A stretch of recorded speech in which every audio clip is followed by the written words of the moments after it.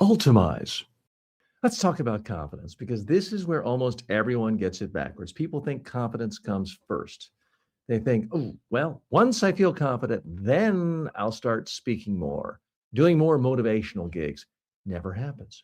Confidence comes from volume, from doing something often enough that it stops feeling unusual. Let me give you a very real life scenario. You record your first video, you watch it, and your immediate reaction is, that doesn't look like me. That doesn't sound like me. So, what do? Most people just stop. Now, compare that to someone who records 20 videos, especially if it's 20 videos in one day. They'll still notice things they want to improve, but the reaction's very different. They're not shocked anymore. They're not adjusting. That's the shift from discomfort to familiarity to confidence. Let me show you the contrast. There's the low volume speaker. Every time they speak, it feels like a big event. Maybe it's once every 6 months. Maybe it's only once a month, but it's high pressure, high stakes. They overthink everything. Then there's the high volume speaker. Speaking is just something they do, almost like breathing, almost like eating. They've done it so many times. That one more time doesn't feel significant or scary. And that changes everything. Here's another practical example. You record one video this week, then nothing for 7 days, then another one. Every time you come back, it feels new again. You have to kind of get motivated yourself to do it. Now, compare that to this. You record one video a day for 10 days. By day 5, something shifts. You stop thinking about the camera as much. You start focusing on what you're actually saying. That's confidence being built, not through thinking, through repetition. Here's another pattern I see. People record a video, then they spend an hour analyzing it, trying to fix every little thing, trying to perfect it.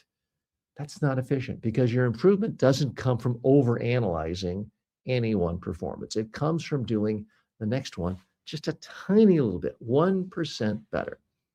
Let me show you the difference. There's the bad approach. One video, endless analysis, and with that, paralysis. The better approach, many videos, small adjustments. That's how progress compounds. Now, here's the key point. Confidence is not the absence of mistakes. It's comfort continuing even when things aren't perfect. You say something slightly off, you keep going.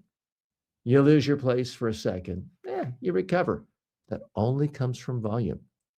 Here's the idea to install. The more I speak, the more natural it becomes, not overnight, but steadily. And once speaking feels natural, confidence is no longer something you're chasing. It's something you've built. So if you want confidence, stop waiting for it. Create it through repetition, through volume. Because every time you speak, you're making the next time a little bit easier. And that's how confidence is actually built. One other really important distinction. If you want to be a great platform speaker, a great motivational speaker, part of what makes it scary is you're up there. There's no time for edits. There's no redos. Everyone's looking at you because it's live. They can see you. You hear me recommend speak on video daily. But I recommend that ideally you go live and then that live video is captured and you can share it everywhere with social media. But even if you don't go live, record it once as if it were live, fully intending to never do any editing. If you want to put a little intro or an outro or a graphic, fine. But I want you to get into the habit of knowing that when you speak, you're putting it out there in the final form. Because if you get into the habit of doing 29 takes for every paragraph, then when you are on a stage doing motivational speaking in front of live audiences and they're in the room, you're going to feel really nervous thinking, uh-oh, I can't stop and do 29 takes. I can't edit out an or or that second one I forgot what to say. So I'm highly recommending, again, you either go live daily on video, do live streaming, or record videos in one take and put it out there. Now, if it's a complete disaster or your dog runs in and messes up everything and you spill coffee all over yourself, okay, fine. Edit that out or delete that. But otherwise, get into the habit of speaking, recording it live, no editing, because that's the closest to what you'll be experiencing in real life. And it builds a muscle in you to be able to think and talk at the same time. That's what all great motivational speakers can do.